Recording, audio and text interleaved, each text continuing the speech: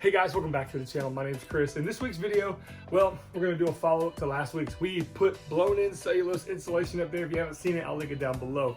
Right here is an uninsulated garage door. This is kind of the last piece to the puzzle, and then we'll have this space completely insulated. So I'm going to take you along this journey. Again, never done it before. Pretty simple, it seems like anyway. And let's go ahead and get started. Let's go. So I headed to my local big box store to pick up one of these garage door insulation kits. This is not sponsored by this company. I just want to let you guys know that these kits come for a single garage door. Typically, you're going to have to buy 2 of these if you're going to insulate a double door. Inside each kit, you're going to find 4 rolls of 2 sheets each insulation, a pair of gloves, and some plastic mounting brackets. Before I unroll these and cut it up, I'm going to explain how these mounting brackets work. All right, so as you see in the parts that they give you, there are these interlocking mechanisms right here.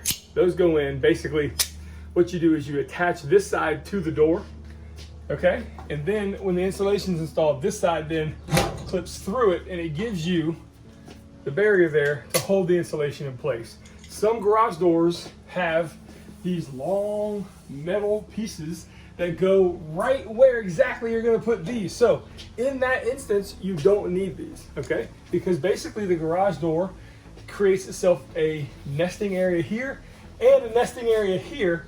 And once you slide the insulation in, it's not going anywhere, and you don't need these.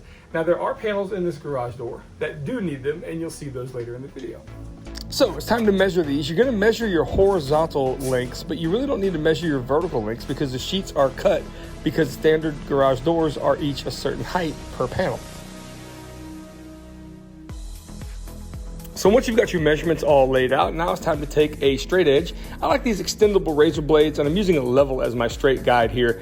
And then I just make one simple cut, keeping even pressure down, and honestly, that was actually a nice cut. I was actually surprised at how easy that went. And those little razor blades that extend out, that's quickly becoming a part of my everyday carry. I find that this is a little more handy than a pocket knife. So as I go to install it, you're gonna notice a little color change. It kind of gets nasty right there. I'll explain more about that just in a second. But with these insulation panels, they fit and they nestle in the garage door just right. Like I said, the vertical distance between these is cut perfectly for you for a standard garage door. All you have to do is cut it from side to side and you're good to go. And so that's it right there, guys. With this piece of metal in place, you don't need these. And this is what I was talking about earlier in the video. I actually installed this panel off camera to kind of get my bearings, and I installed these pieces, realizing one up here and one up here, realizing that this cross member is completely doing its job. So that's how I know. And now you know. One more quick little tip here. I have a lot of 23-inch pieces I have to cut, and you might for your garage depending on the size and shape of everything you got going on. So I'm using my level as a quick storage stick of 23 inches. That way I can just continue, without getting the tape measure out, continue to make marks where I need to, make the cuts where I need to, and having the storage stick be the straight edge that I'm using to cut, hey, really handy tip. So if you're doing this, check that out.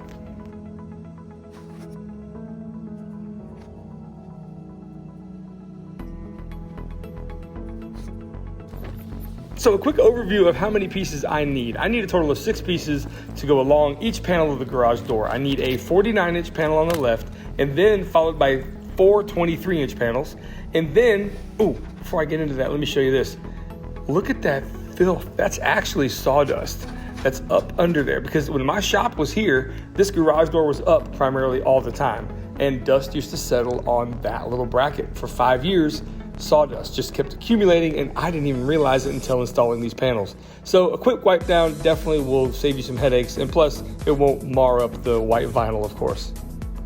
Okay, back to the overview. That piece on the left is 49 inches, followed by 4 23-inch pieces, and then the piece on the far right is just a standard piece that came with the kit. I didn't need to trim it whatsoever. Okay, now since this bar here is much further down than the middle, like it is on this one, I'm going to use these sticky pads, basically placing them around 12 inches from the sides, maybe a little bit further.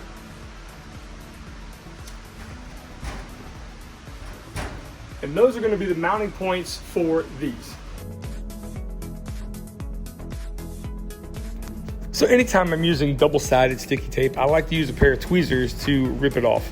It's tough to do this with what little fingernails I have, and that's a quick little DIY tip as well.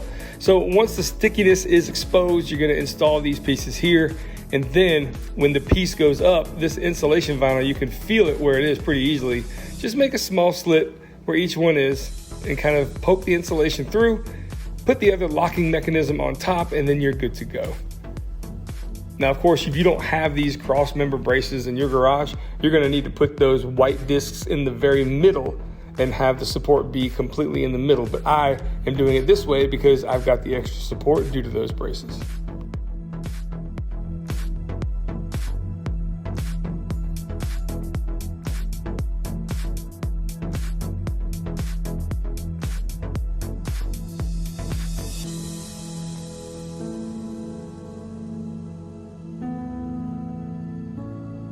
So let's talk about time frame and cost. Each kit was around $90, and which put the entire door to be insulated around $180.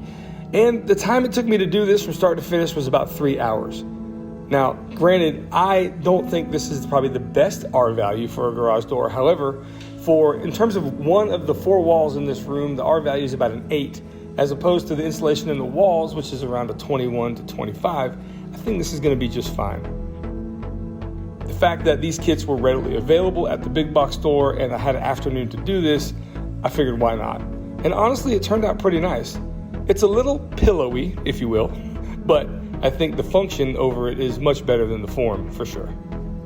So doing a project in my old shop, you know, my kids couldn't be with me on this one, and my little boy was missing me, so I had to go visit him in the shop. So check this out.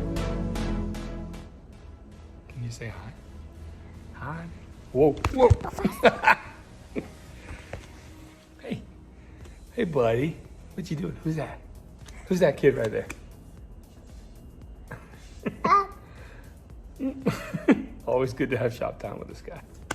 Okay, so with the cellulose up in the attic and now the door insulated, I think that's the last piece of the puzzle. Absolutely, I know it's the last piece, except, well, we've got a portable air conditioner right now, and it's doing pretty well. I mean, it gets down to right around that 76-degree mark, which is pretty nice. However, I think it can do better if we put maybe a small window unit in there, or maybe even a P-tack. We've got a couple of P-tacks in the house.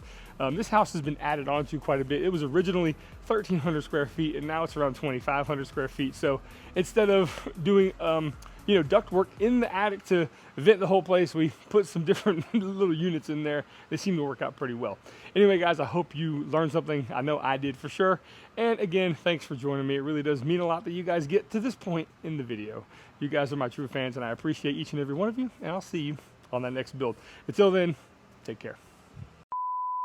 You guys watching all the way to the end. True fans, appreciate you. The Glimpse Insiders. The Glimpse Insiders. It's probably not a good name for that. It's really going to be a nice dedicated space for her to do her thing, and I really am I'm really going to say really a lot. I hope you guys learned just as much as I did in that process, and if not, at least you're entertained. Guys, thanks so much. I feared. Were those good sound effects?